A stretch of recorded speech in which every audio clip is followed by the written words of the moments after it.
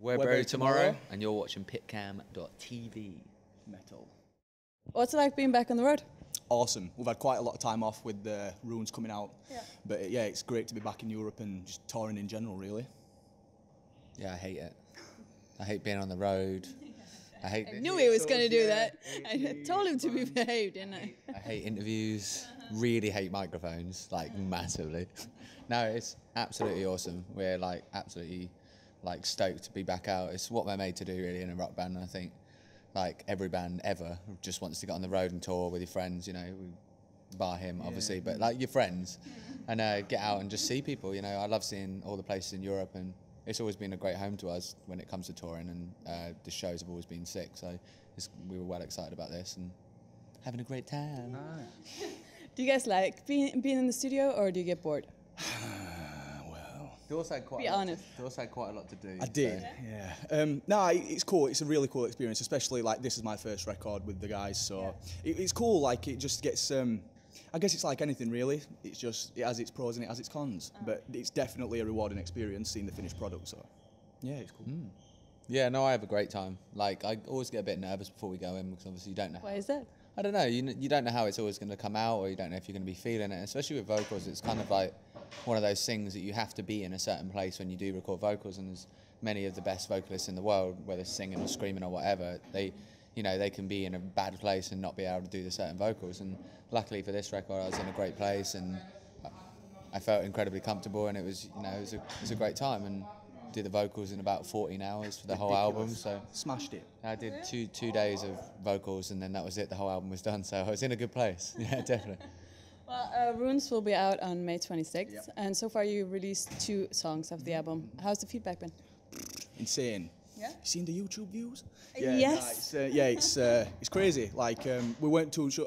Obviously, we're a bit skeptical of like what people would think. We weren't doubting, but like we didn't want to alienate people too much, and I don't think we did. The reception's been really welcoming, and we're fucking stoked, to be quite honest. So, excuse my language. You got very excited. I did. I get too excited. You're too excited about the record. Yeah, can tell. I'm stoked. What about you, Daniel? Yeah, no, it's whenever you release songs, there's always that nerve-wracking period of time. But when we always tend to do it on Radio 1 rock shows. So generally, we're waiting up till about 1 o'clock, and you're there just jittering like, oh, what are people going to say? What are people going to say? And you end up staying up till about 5, reading all the comments and stuff. But luckily, touch wood, we've never had a bad response. Well, we have bad responses, but we've never had an overall bad response and negative feedback majorly for a record. So, you know, each of the songs both represent what we're going for in Runes massively. You know, they're very heavy, they're very riffy, but they also have a lot of melody in as well. And like when we released Watch It, I think that's the most different of the whole album. So it was great that we did that first as a little teaser track, and then Man on Fire is all of our favourite tracks. So like, obviously it's really hard to pick your favourite track, but that for us was the immediate one that we were like, bang, that has to be our first single that we released, because it's heavy and it is melodic and it's everything that Buried Tomorrow wants to be moving forward. You've written another concept album of sort. Tell me about it. It's kind of what we do on every album. Like it's like a demi theme, and it's got a running. It's almost like one huge metaphor that I try and link in with each of the things. Like Union was obviously about royalty and about the union of crowns, and Runes is all about obviously the Scandinavian runes and where that comes from. And Thought you didn't like Scandinavia. No, I hate Scandinavia. No, I'm just kidding. I love Scandinavia. Come on, I told you that in confidence.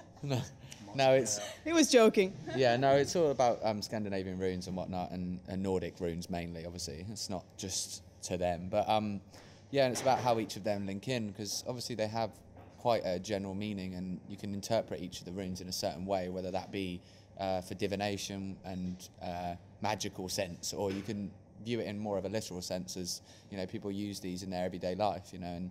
And it really interested me when we were writing the album, and it just literally came to me. We were batting around a few ideas of what the album was going to be called, and then suddenly I was like, Runes. It just sounds right, you know. And I had a great time, hard time, because obviously I didn't want to write anything that wasn't true. You know, I wanted to do a bit of research before I actually did all the lyrics and I wrote all the runes out, because obviously it is quite in depth, and they do mean each of the songs is dedicated to a rune, and that's why on the back of the album it has all the runes down, and it's got a certain thing that links with each of the runes. And it was hard work to try and not make sure it was right, and in the final stages we were just like, this is this rune and this is this rune, and like getting on. Jigsaw, It was hard, but it's all come together, and I think, you know, it's something that we like to do, and I don't know whether we're going to do it on the next album, but it is something that I think kids relate to as well. They kind of expect it now. Like we did Portraits Union and now Runes, and they were like, oh yeah, cool, this is what we wanted to see. But yeah, it's awesome. I really like Runes as well. I love them. So. I heard you're bringing old school metalcore back. Yes, indeed. In what way? Bring back the riff. Well, Tim Lambesis is in prison, and my favourite band have gone to shit. So I just wanted to make us the next As I Lay I'm Down. kind of bitter. Nah, basically, yeah. Like in all seriousness, the old school metalcore tinge, so to speak. We all grew up listening to that sort of music. Like Still Remains, It Dies Today, As I Lay Dying, Killswitch Engage, Darkest Hour. I could go on, but At the Gates, of course. So it's just we really wanted to kind of make a well-rounded record that represented our influences and what kids, you know, want to hear, so to speak. But yeah, I felt like we really pushed ourselves to just write something that we really just wanted to hear, to be quite honest. And I think we definitely achieved that. So yeah, we're really proud of the sound that we've created on this record. Yeah, no, I completely agree. It's exactly that. We all, for the first time ever, we've managed to have an album where we really all together had the same image of what the end product was going to be like. And, you know, there is that exciting point in the studio where you think things change massively, but with this time I don't think it was that. And I think it made for a lot more comfortable recording process. It made for a lot more comfortable release process as well, and that we've sat there going, oh, we release a song. I'm not scared to release any song on that album, and I don't think any of them will get a negative response because I'm super proud of them. And if they do, they do, you know. And fingers crossed. This is truly the best album to date, I feel, anyway. Personally, I'm the most proud of this album than any other album I've written. And, you know, it's great to have Dawson on board as well. And obviously when we last spoke to you, it was a little bit more fresh, like in Berlin last time, and it was obviously Dawson had only been in the band A couple of weeks. yeah, it was Maybe a his week. first tour, so you know it's great to have progressed so far and being able to put out an album that we're really proud of. And you know, and we really enjoy metalcore a lot, and like, you know, we're not shy about that, and we as Bury Tomorrow have never been shy about that for 6 years. So like, you know, it's about time now we've got a platform that we can jump off of and go higher and bigger. We might as well carve our own sound, you know, and I do think truly we're doing that. And you know, there are bands that do metalcore and do it very, very well that I love of the new style, but I don't think there's many bands that try and go back to the old style of metalcore, which we love, you know, like as Daw said, Still Remains, Atreyu, like those bands died out a long time ago, and you know, it's a massive shame because such great music with such melody and metal, it's great. So, like you guys mentioned, this is Dawson's first album, the first time he's contributed to the songwriting process. How has his songwriting influenced the style of the album? I think generally Dawson's in the same place that we are, you know, with where we want to go with the band, and all that his influences for metalcore at least are exactly the same as ours. You know, we all grew up together. We've known Dawson for a long time as well, as we said last time, and you know, we all know that we love the riff and we love metalcore massively, and Dawson isn't afraid, as we aren't, to say that we love metalcore massively, and yeah, it's just faster, riffier. He loves the riff. We had to slow him down a little bit because the album got a bit crazy, but we slowed him down a little bit, and yeah, now it sounds what it is. It is absolute metalcore, massive. Because your guitar work is very present throughout the whole album. Yeah, I guess so. Honestly, I think just the song starts with the riff, and the riff should continue through. That's really it. I mean, it's just how I've always wrote music, and it's just a real cool privilege to write as many songs as I have in this band, and to have it released through Nuclear Blast. What a tongue teaser! Nuclear Blast. Said it right. Yeah, it's just an awesome privilege, and I'm stoked to be writing music for this band, and it really feels like now, more so than last time we spoke, that I am, like, you know, just a big, like, not such a big part, but at least one of the five. You're a big part to me. Cheers, love. Oh. But yeah, it's cool. It's real cool. And you seem to be getting a lot of praise already. The 2 songs that have been released, people love it. Yeah. Especially your guitar solo. Yeah, I mean, seeing hashtag that solo, I'm just like, hell yeah, that solo. Do you know what I mean? Like, it's just cool that people dig what I'm doing, I guess. I mean, like I said earlier, we just didn't want to alienate people, and the fact that people are digging what we're doing, it's just awesome, really. Couldn't ask for anything more. So, you know, from starting, you know, you write riffs in your room, and then you tour the world, and there's kids who can't necessarily speak your language, but they're singing them songs back at you, and it's fucking rad. So, yeah, couldn't ask for anything more. So have you and Jason worked on your vocals to make sure it's a step up from the Union Crowns? I think generally just getting older and Getting wiser. yeah, getting wiser and getting more awesome and just generally being the coolest guys in the world. I think personally, I don't. Well, think, we already knew that. Yeah, Tell I us don't something we really didn't think know. There's many people cooler. I think cameraman and sound engineer is cooler than me. Obviously, he looks very cool. You're cooler than me. Naturally. Not so much. He's getting there. It's because I'm from Barnsley, that's You know. why. Photographer, cooler than me. But yeah, no. In all seriousness, generally, I think just touring it develops you all your styles. You get influences from maybe bands that you wouldn't necessarily listen to and think, oh, I'm going to incorporate that with my kind of vocals, But, I take influence from so many different styles and different bands and even singers. And I did a lot of singing practice before the album. And, it helped me just be confident and going in and just like nailing it and just, going in, doing my thing and coming out, and there was no in between. There was no like, oh, I've got to wait a few days before I can. It was just done, and I think that was the difference with this album. There was no messing around. And Jace the same. Like, we left Jace to it for the first time ever. Jace, actually, no one was in the studio with him. It was just the engineer. And I think that really helped him just push himself, which I think, obviously he didn't need to on the other albums, but I think you can hear, especially his and my vocals, I think it sounds very structured on the other albums, and I think this time it sounds a little bit more relaxed and loose, and it sounds like where it's supposed to sit in the song, and that for one we haven't done for a long time, maybe since our first album, and especially lyrically as well. Jace has had a lot more input into what he's doing as well, and how my lyrics go and how my vocals. We work very well together, and we always joke around that we're a frontman together.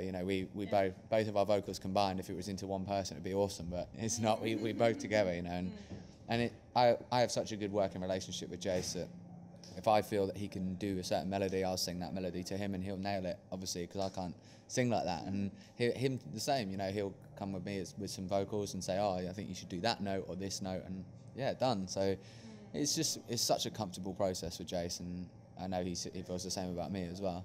Maybe he doesn't. Maybe he absolutely hates me being in it. Well, I heard some chatter that this one is expected to be your big breakout album. I hope so, yeah. Did you feel any kind of pressure while recording?